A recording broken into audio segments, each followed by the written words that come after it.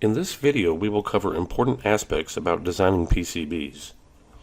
To design and produce an electronics project professionally, it is necessary to simulate the circuit, breadboard the circuit successfully, then to design a PCB and enclosure to meet the project goals.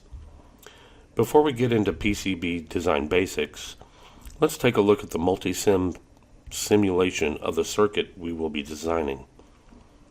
We have a 5-volt voltage source, and that's going to a simple push button, switch 1.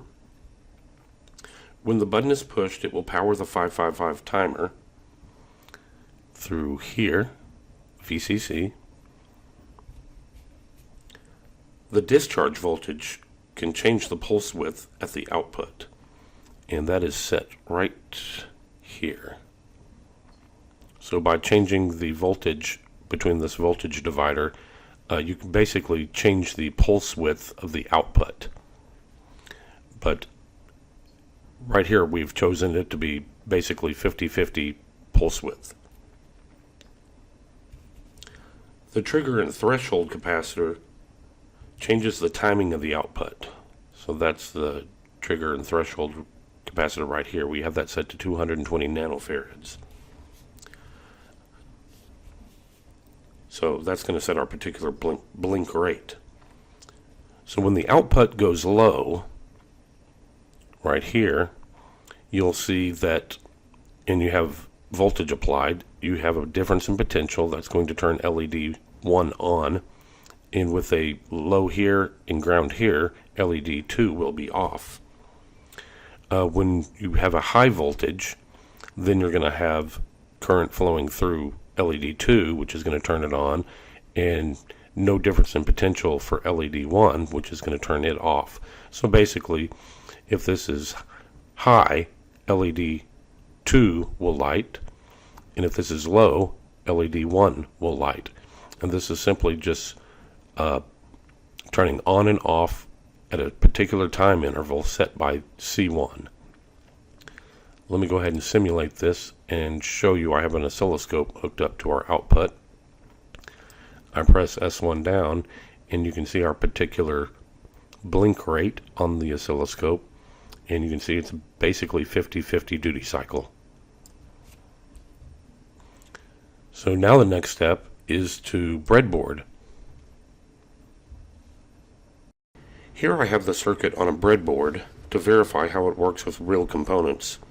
In order for me to get a similar blink rate, I had to use a 2.2 microfarad capacitor in place of C1, which, if you remember, had a 0.22 microfarad capacitor in the simulation. We will need to make sure the components we use for the PCB are the same type as the ones on our breadboard. Notice the breadboard is laid out with breadboard jumper wires, and it's kept very flat and organized so we can see where every resistor and every path is going. PCB is short for printed circuit board. This is often called FR4.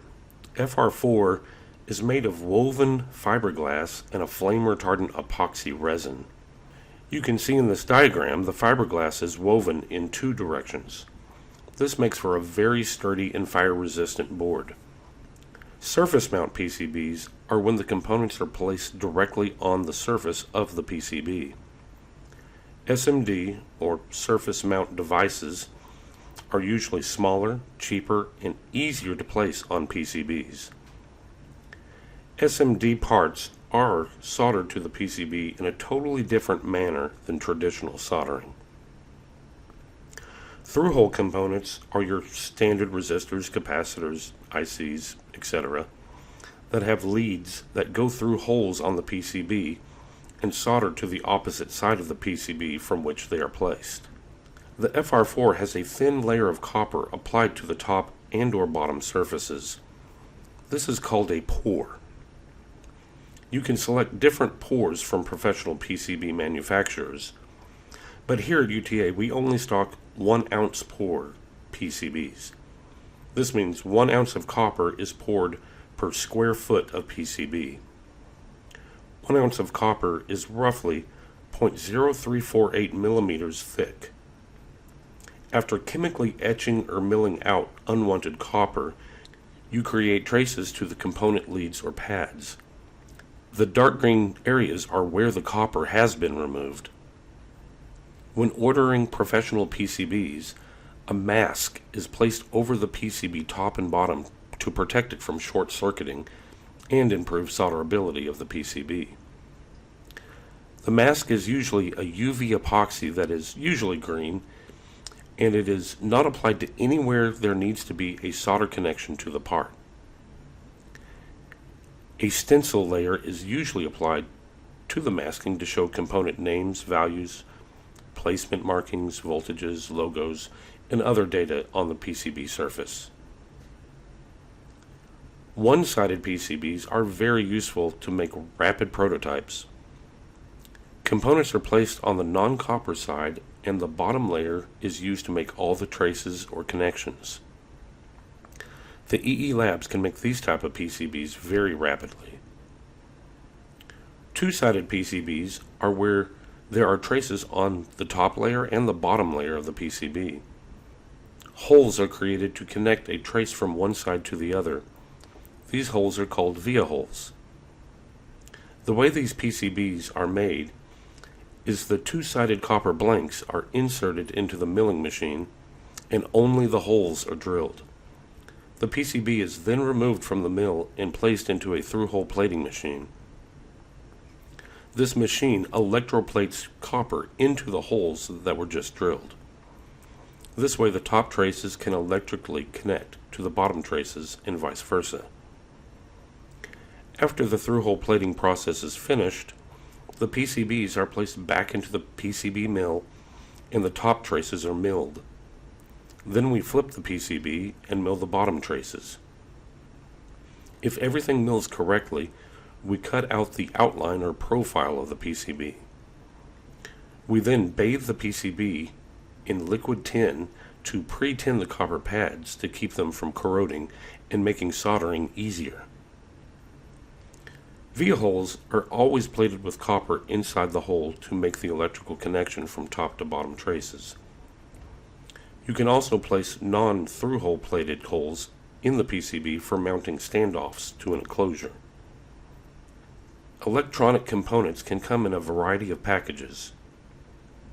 ICs, or integrated circuits, should never be soldered directly to the PCB. We always use dip or dual inline package IC sockets during development in case we need to quickly change out the IC. We even have sockets for MOSFETs, the TO220 packages. Pads are the ends of the traces where components are soldered to. Resistors, capacitors, diodes, and similar components that are through-hole have pads called annular rings. You will need to make certain that the rings are large enough to solder and have good mechanical connections. Headers are often used on PCBs for quickly connecting to external devices, like a potentiometer. Female headers provide better protection from shorts than male headers. One-pin headers are great to add to a PCB to quickly connect test equipment to important signals that you'll need to show off during your final presentations. Double row male headers can be used to send multiple signals to another PCB or display using ribbon or IDC cable. Screw terminals are also a very common choice to connect power and other external components. DuPont connectors are also very common in electronics. I prefer JST connectors because you can only plug them in one way. They do not suffer from inserting the cable in the wrong orientation like DuPont connectors do. JST connectors come in several types. We have a JST XHP that has a 2.5 millimeter spacing and JST PH 2.0 that has a 2 millimeter spacing. Spade, bullet, ring, and fork connectors are also a good option depending on the project needs. I do recommend the DC barrel jack connectors for connecting power to a project. All of these connectors are in stock in the EE Labs. We have all the tools for crimping these type of connectors also. Sometimes the pads on the PCB are the connectors.